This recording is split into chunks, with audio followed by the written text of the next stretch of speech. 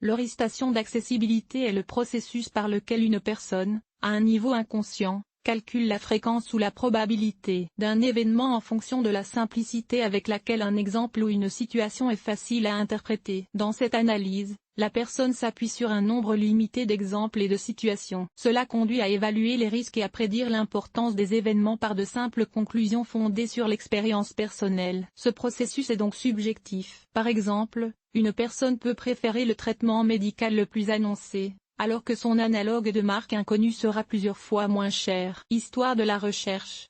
Jusqu'au milieu du siècle dernier, la représentation de l'homme en tant que créature pratique et cohérente prévalait. Cependant, en 1957, le scientifique américain Herbert Simon a introduit la notion de société. Le scientifique américain Herbert Simon a introduit le travail social et a avancé la théorie selon laquelle le sens pratique et le rationalisme d'une personne lors de la prise de décision sont étroitement encadrés. Selon la conception de Simon, une personne essaie de faire preuve de rationalisme pour atteindre ses objectifs, mais en raison de limitations cognitives, elle n'y parvient pas complètement. En 1974, il étudie l'accessibilité. Expert dans le domaine de la psychologie expérimentale et sociale, il est, avec Daniel Kahneman et l'économiste Amos Tsell, à l'origine de la psychologie cognitive. Ils ont soutenu que les tentatives d'explication du comportement humain en termes de rationalisme échouaient et étaient inutiles. Les scientifiques ont déterminé l'objectif de leurs activités communes. Calculer et étudier les principales caractéristiques heuristiques de la pensée probabiliste. L'idée était que les gens sont guidés par un ensemble limité de principes heuristiques dans le cas de tâches difficiles où la probabilité ou la fréquence d'un événement particulier doit être calculée. Cela s'explique par le désir de faciliter la recherche de solutions. Les scientifiques ont identifié 4 stratégies heuristiques principales: la disponibilité,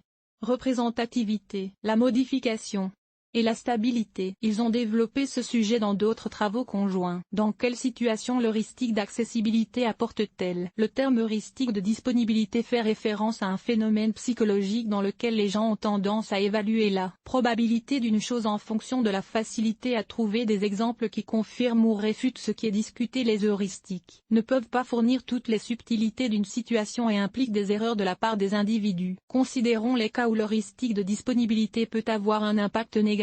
Évaluation de la probabilité d'un événement. Les gens considèrent que les événements qui se sont déjà produits ou qui sont faciles à supposer sont les plus probables. Évaluation de la fréquence des événements. Les personnes considèrent comme plus fréquents les événements qui se produisent plus d'une fois avec des proches. Évaluation des relations entre les événements. Les gens croient aux interrelations entre les événements qui sont plus faciles à imaginer ensemble. L'heuristique de disponibilité est basée sur la facilité de rappel d'un fait, d'un événement ou d'un phénomène particulier dans la mémoire. Les personnes considèrent les événements faciles à reproduire ou à imaginer comme les plus probables ou les plus raisonnables. L'heuristique de facilité de rappel. Pour se faire une idée des erreurs commises sous l'influence de l'heuristique de disponibilité, il suffit de se référer à une expérience menée par Kahneman et Tversky. Les participants à l'expérience ont été divisés en 2 groupes. Chaque groupe s'est vu lire une liste de 39 noms de femmes et d'hommes. La liste du premier groupe comprenait 19 noms d'hommes et 20 noms de femmes.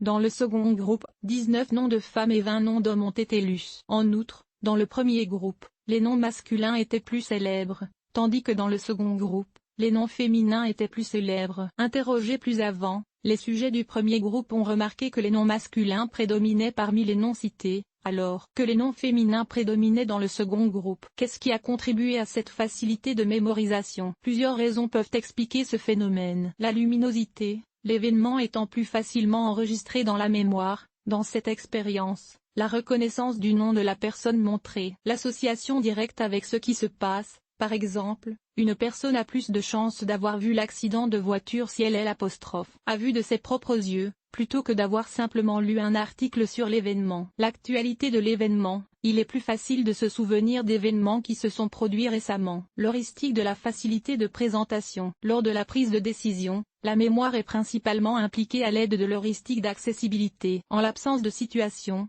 d'événements ou de phénomènes de mémoire pertinents, c'est l'imagination qui intervient. La probabilité ou l'intensité de l'occurrence d'un événement ne dépend pas du fait que cet événement puisse être facilement reproduit par l'imagination. Cependant, l'inconscience d'un tel fait souligne l'existence d'une heuristique d'accessibilité. Les méfaits de l'heuristique d'accessibilité. Dans la vie de tous les jours, les gens appliquent partout des heuristiques d'accessibilité. Par exemple, nous déterminons la fréquence de l'hypertension sur la base du nombre de cas d'un parent ou d'un ami souffrant d'une affection similaire. Nous évaluons la fréquence des divorces en nous basant sur le nombre de divorces parmi les amis, les parents et les amis. Et surtout, nous calculons la probabilité des événements, ce qui renvoie à la facilité de présentation. Nous considérons que les événements imaginables existent effectivement, mais que les événements qui ne sont pas soumis à l'imagination n'existent pas. Exemple.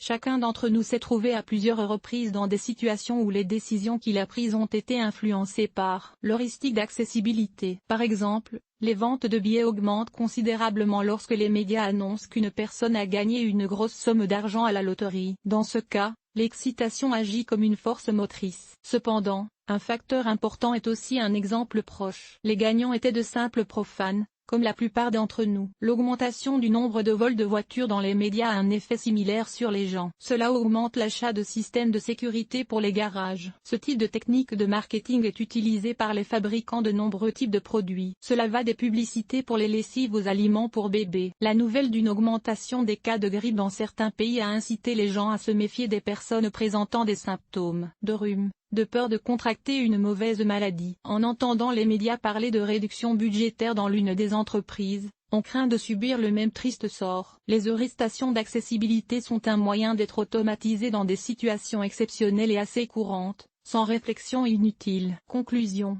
Les heuristiques d'accessibilité nous permettent de faire des erreurs, et pour minimiser d'autres erreurs de calcul, nous ne devons pas nous fier uniquement à notre mémoire et à notre imagination. Nous devons essayer de procéder à une analyse approfondie. La réflexion inconsciente joue un rôle important dans le processus de prise de décision. Lorsque vous franchissez une étape importante, essayez de calculer toutes les options possibles et remettez en question même les faits dont vous étiez étonnamment sûr.